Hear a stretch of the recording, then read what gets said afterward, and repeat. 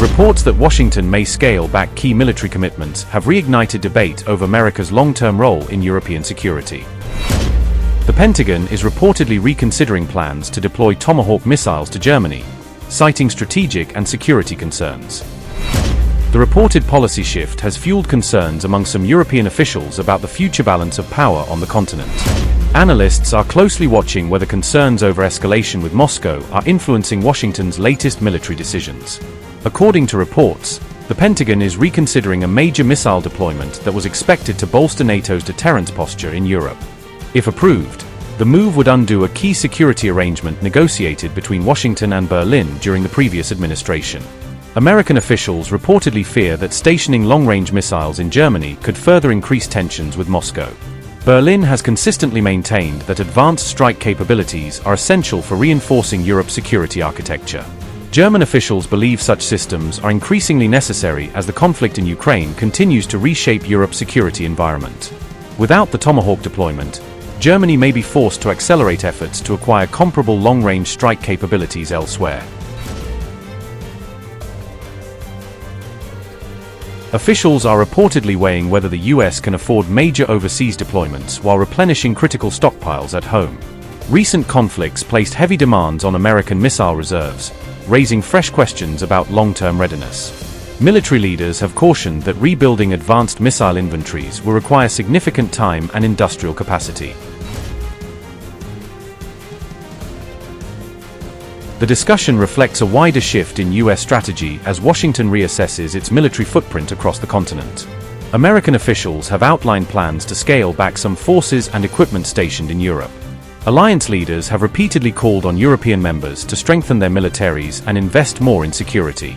Many European capitals believe Moscow remains the region's primary security challenge despite ongoing diplomatic efforts. Russia has expanded its missile presence on NATO's eastern flank, raising concerns among neighboring countries. Military analysts warn that the systems provide Moscow with the ability to strike deep into Europe on very short notice. Berlin is increasingly looking within Europe for ways to strengthen its ability to deter and respond to future threats. German policymakers are evaluating a range of options, from expanding local production to partnering with allied defense industries. The debate is being viewed as a broader test of Washington's commitment to Europe's long-term security. Analysts say the decision may influence how NATO allocates military resources and plans for future deterrence efforts across the continent. On June 4th, during an interaction with reporters, he went further than before, revealing fresh combat information about how and when Oreshnik has actually been employed. He also disclosed that Russia is actively developing new strike systems as the Ukraine war escalates, signaling an ongoing effort to diversify and upgrade Moscow's arsenal. Yes, Western sponsors supply a large number of drones of various types, including long-range. Unfortunately, some of them break through, but Russia has an anti-aircraft defense system. Yes, we have to improve it. Yes, we have to strengthen it, and we will do it. But Ukraine does not have such a system at all. There are just separate elements, but there's no system. There are Patriot, other systems, which are not enough, but there's no system. There are no strike systems which the Russian Federation has. I mean hypersonic missiles, cruise missiles, and naval, aerial, and ground-based missiles. And there is something else that is the most important. There is patriotism in the will of the Russian people, which is a main condition for us to achieve all the goals and objectives of a special military operation. In the list of issues that I consider important, it would certainly be necessary to mention another circumstance. This is the presence of our own production, resource, scientific and personnel base to solve all the tasks to strengthen the armed forces of the Russian Federation. And this is strengthened every month. And, of course, it is the basis of all those achievements and successes that I have just mentioned. Therefore, to sum up, I would add this. We are, of course, ready and want to negotiate with Ukraine through peaceful means, and on the basis of what we discussed at the meeting with President Trump in Anchorage. And then certain demands were made of Russia, with a view to us being able to make certain compromises. And Russia agrees to these compromises, which we discussed in Anchorage. The Ukrainian side must also agree to these compromises, and the conflict will quickly come to its natural conclusion. As for our new systems, they are being deployed, This applies to Oreshnik as well.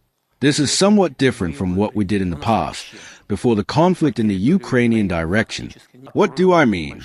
After all, we tested similar systems at firing ranges, but we didn't test the Oreshnik, and that isn't combat use. In fact, there was not a single combat deployment of the Oreshnik across Ukraine, in the full sense of the word. And to be honest, I'll let you in on a major military and state secret. We simply struck where it was convenient to see the results. This applies to the Belaya Tsurkov, and even more so it concerns a DPR area in the perimeter of the main fortified area. Then our drones flew in there, into the shed that we hit, and just looked at how the decomposing blocks were laid. We counted to the millimeter where everything was. For us, it is important to make decisions in the future about the full-fledged use of Oreshnik for the intended purposes, including in the area of urban construction. Russia, by Putin's own account, first used Oreshnik against Ukraine in November 2024 and then again in January 2026, marking 2 early test cases for the weapon in live combat. The most recent use came on May 23rd to 24th, when Oreshnik strikes were launched against Kiev, causing massive damage in and around the Ukrainian capital. Putin's revelations land at the same time as a senior Russian minister issues a sinister nuclear threat, tying the future of Oreshnik to Moscow's broader nuclear signaling toward the West. Sergei Ryabkov specifically warned Ukraine and its Western allies against any aggressions toward Russia, hinting that such actions could provoke a catastrophic response. He made these remarks on June 3rd on the sidelines of the St. Petersburg International Economic Forum, using an economic showcase to deliver a strategic warning. Sergei Ryabkov said, and I quote, "As regards us, those hypothetical extreme situations that may trigger the use of these weapons were outlined in detail in Russia's military doctrine and the fundamentals of Russia's state policy on nuclear deterrence. To put it somewhat straightforwardly, these documents send a signal that encroachments on Russia or its territorial integrity by aggressors, including those who may possess such weapons, could prompt us to use these weapons in the worst-case scenario." End quote. His warning came as Ukrainian drones struck both energy and military sites in St. Petersburg on June 3rd, linking the nuclear rhetoric directly to fresh attacks on Russian soil. The drone strikes landed just hours before Russia's flagship economic forum began, overshadowing the event and exposing vulnerabilities inside a showcase city. Several long-range drones crashed into oil facilities, with loud blasts heard across neighborhoods and plumes of smoke seen rising over the city. The governor of St. Petersburg said the Kirovsky and Krasnoselsky districts were among the areas targeted, confirming that key industrial zones were hit. Ukraine also reportedly struck near the Kronstadt naval base and a shipyard in the wider Leningrad region, extending the attack to critical military infrastructure. Video clips circulating online showed what appeared to be a Ukrainian drone hitting a Russian-guided missile ship, which then caught fire as flames spread across its deck. These strikes took place just about 10 miles from the Economic Forum venue where Putin is scheduled to speak on June 5th, bringing the war perilously close to his stage. This was only the latest attack in a long string of tit-for-tat strikes between Ukraine and Russia, each round pushing both sides closer to a point of no return.